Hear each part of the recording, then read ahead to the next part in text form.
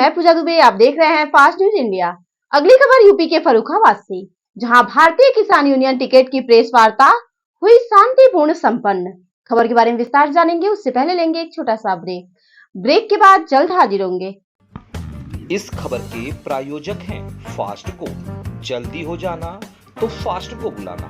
Bike से लेकर luxury car, self drive पर उपलब्ध। ग्रुप ट्रेवल के लिए लग्जरी बस भी उपलब्ध। सबसे सस्ता एक बार सेवा का मौका अवश्य दें। व्हाट्सएप करें 9044 808 808। ब्रेक के बाद आप सभी का स्वागत है। खबर यूपी के फर्रुखाबाद से, जहां जिले के भारतीय किसान यूनियन टिकट द्वारा प्रेस वार्ता का आयोजन जिला कार्यालय नेकपुर 84 में किया गया, जिसको संबोधित करते हुए प्रवक्ता अजय कटियार ने कहा कि थाना राजेपुर द्वारा जो आचार संहिता उल्लंघन के आड़ में बेतुका धारा लगाकर टिकट के किसानों को अपराधी बनाने की साजिश रची जा रही है, वह निंदनीय है। अगर टिकट के किसानों ने आचार संहिता का उल्लंघन किया है तो राजेपुर में ईद की छुट्टी होने के बावजूद भी भारतीय किसान यूनियन भानु के द्वारा ब्लॉक में कुर्सी लगाकर कैसे बैठक हो रही थी? क्या आचार संहिता सिर्फ टिकट के किसानों पर लागू होती है? भानु के किसानों के लिए कोई अलग कानून नहीं है? देखिए फर्रुखाबाद से district bureau chief Mitesh Kumar Sinha की रिपोर्ट। नमस्कार, मैं मितेश कुमार सिन्हा और आप देख रहे हैं फास्ट न्यूज इंडिया। खबरों के सिलसिले में हम आपको एक बार फिर ले चल रहे हैं केंद्रांचल के फर्रुखाबाद जनपद में, जहां भारतीय किसान यूनियन टिकैत के द्वारा एक प्रेस कॉन्फ्रेंस का आयोजित किया गया है। यह प्रेस कॉन्फ्रेंस किन मुद्दों पर है, हम जानेंगे भारतीय किसान यूनियन फर्रुखाबाद के टिकैत यूनियन के प्रवक्ता की जुबानी या कहानी। क्या नाम है आपका? अजय कटियार। अजय जी, जैसा कि सुनने में आ रहा है कि आज आप लोगों के द्वारा जो प्रेस विज्ञप्ति आयोजित की गई है, आखिर यह प्रेस कॉन्फ्रेंस करने के पीछे क्या उद्देश्य है? मैं आपको बताना चाहता हूं कि पिछले 3 दिनों से हमारे जो ब्लॉक सचिव हैं रामनारायण पांडे जी का प्रकरण चल रहा है, और उस प्रकरण में हम राजेपुर थाने में एफआईआर लिखाने उनकी पत्नी को लेकर गए थे। जो एफआईआर लिखने से वहाँ के एसएचओ, वहाँ के सीओ अमृतपुर के, उन्होंने लिखने से मना कर दिया था। उसके बाद मैंने उनसे कहा था कि अगर प्रदेश नेतृत्व और राष्ट्रीय नेतृत्व से बात करके हमारे आदरणीय जिलाध्यक्ष जी ने और आदरणीय उपाध्यक्ष जी ने बात की थी, और उसके उपरांत हमने उनसे कहा था कि आप एफआईआर लिखिए तभी हम थाने से जाएंगे, और एफआईआर यदि आप नहीं लिखते हैं तो हम यहीं बैठेंगे, हम पंचायत भी बुलाएंगे और एफआईआर लिख लीजिए। लेकिन उन्होंने एफआईआर के सिलसिले में 11 बजे तक बैठाले रखा, इधर उधर घुमाते रहे, लेकिन एफआईआर लिखने से 11 बजे मना कर दिया। तो मैंने उन लोगों से कहा कि अब पंचायत होगी थाने के बाहर, और यदि आप ये कहते हैं कि लोकसभा चुनाव है, आचार संहिता लगी है, तो पंचायत करने से आप ही हमें विवश करने हैं। अब अगर ये आप 24 घंटे 48 घंटे मुकदमा लिखते हैं तो पहले घंटे में आपने कहीं क्यों नहीं लिखा? इसकी जवाबदेही आपको इलेक्शन कमीशन ऑफ इंडिया को देनी पड़ेगी। सूत्रों से यह भी पता चला है कि दोनों ही गुट जो है अपने कार्यक्रम को एक ही तिथि में आयोजित कर रखे थे। आप लोगों का अगर पंचायत चल रहा था तो भारतीय किसान यूनियन भानु के भी कार्यकर्ता व अधिकारी क्षेत्र में बैठक लगातार कर रहे थे। इस पे कहाँ तक सच्चाई है? ये तो सर्वविदित है, जो वहाँ पे भानु गुट है और जो हमारे शिकायतकर्ता हैं रामनारायण पांडे जी, उनका जो झगड़ा है वहाँ पे बाहुबली प्रधान है सुधांशु पाठक, प्रधानपति, पहले प्रधान भी रहे हैं, उनसे उनका झगड़ा चलता है। और झगड़ा एक राजनीतिक विद्वेषपूर्ण भावना से, क्योंकि इनके घर में भी प्रधानी रही है, तो जानबूझकर उन्हें डराने धमकाने और अपने साथ लाने का प्रयास के वजह से ये बेवजह उनकी ज़मीन में अपनी सरकारी ज़मीन निकालने की कुचक्र रचा जा रहा है। और वो जो है वो भी उस संगठन में अपने आप को विधिक सलाहकार बताते हैं, मैं नहीं पुष्टि करता इसकी, लेकिन मुझे लगता है कि वो संगठन में है, इसलिए भानु गुट को वहाँ पे आने के लिए मजबूर होना पड़ा। सूत्रों से यह पता चला है कि अगर आचार संहिता उल्लंघन में दोनों ही किसान यूनियन चाहे वह भारतीय किसान यूनियन टिकैत हो या भारतीय किसान यूनियन भानु, दोनों के ही कार्यक्रम जब आयोजित थे तो एक ही यूनियन पे आचार संहिता उल्लंघन का मुकदमा क्यों?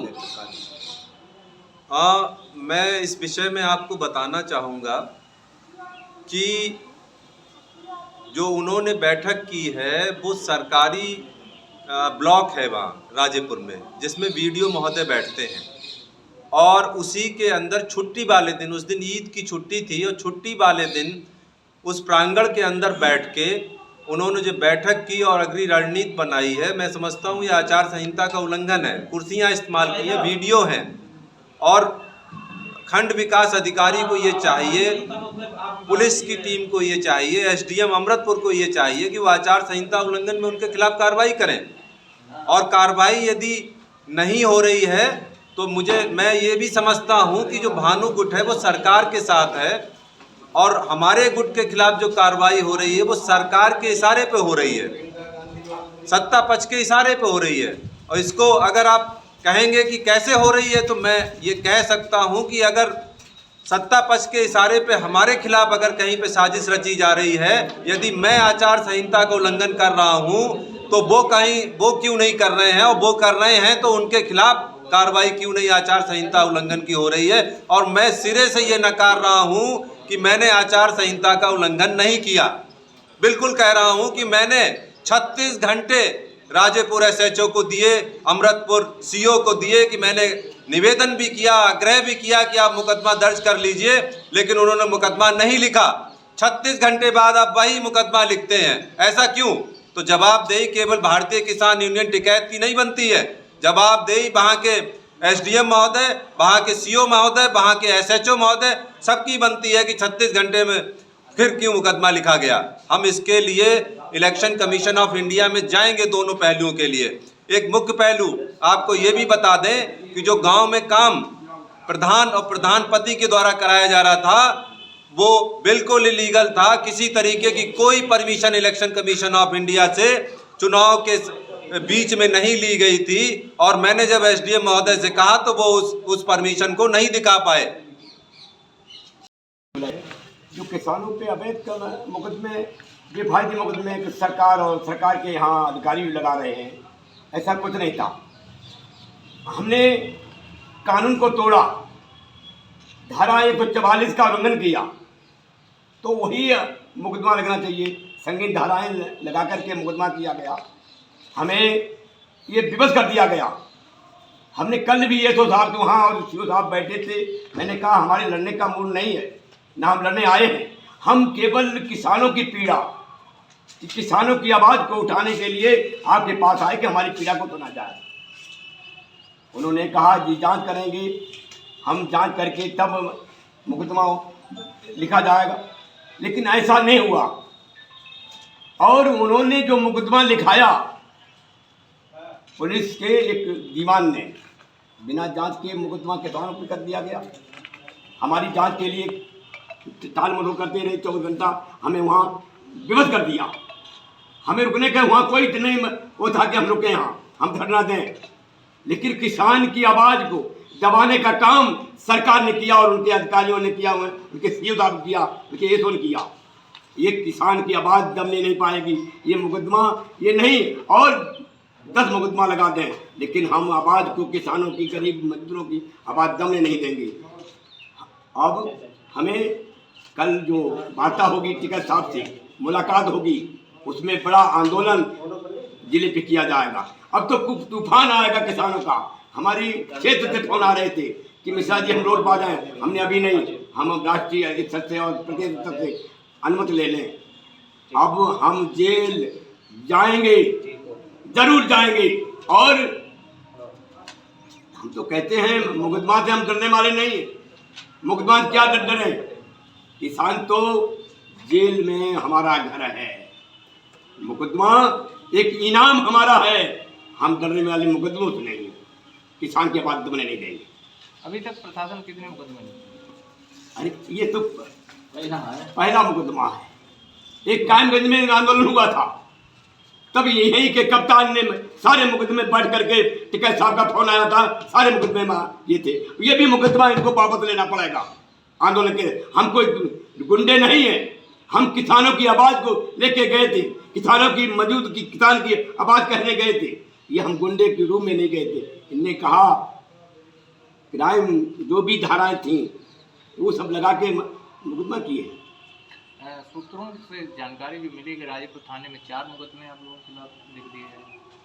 3 मुकदमे लिखे गए। 3 मुकदमे। एक मुकदमा लिखा गया जो लेखपाल से किसी राम हमारे जो सचिव हैं बिलाट के, उनसे कोई विवाद हुआ, उसमें उनके खिलाफ लेखपाल लिखाया। एक मुकदमा वहाँ के जो प्रधान हैं सुधांशु पाठक, उन्होंने लिखाया। और तीसरा मुकदमा ये जो धाराओं का उल्लंघन किया है, उन्होंने सत्य प्रकाश कोई दीवान है, उन्होंने लिखाया। धाराओं का उल्लंघन वहाँ के थानेदार ने और सीओ ने काफी किया है, कराया है। अगर पहले हमने नहीं किया। जैसे ही कापी थी मुकदमा तुरंत लिख भाई जाता। धाराओं का उल्लंघन मैंने नहीं किया। मैंने पहले कह दिया था कि हमारी मांग को स्वीकार कर लो, हमारी मांग को मान लो, लेकिन नहीं माना।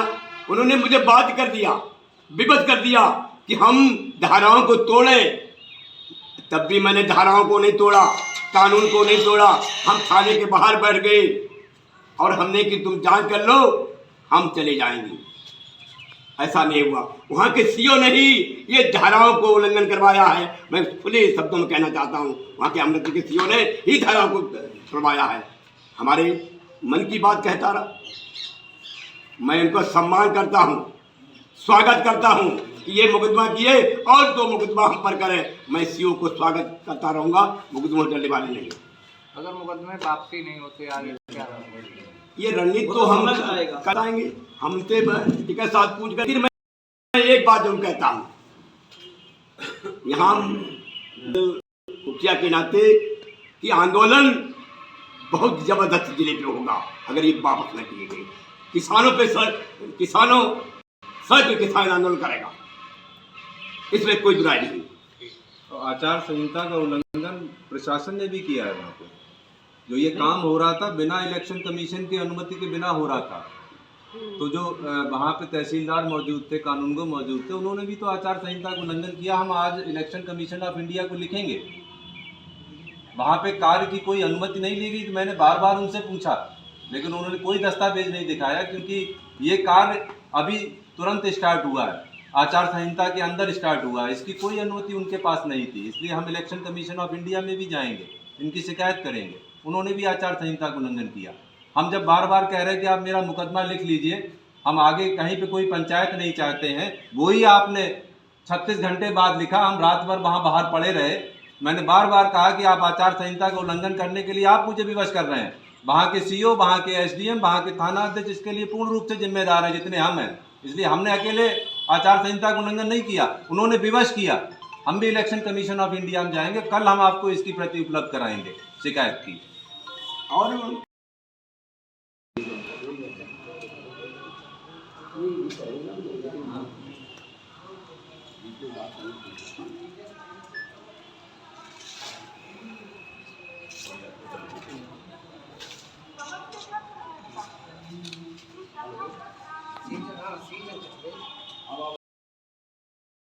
नमस्कार।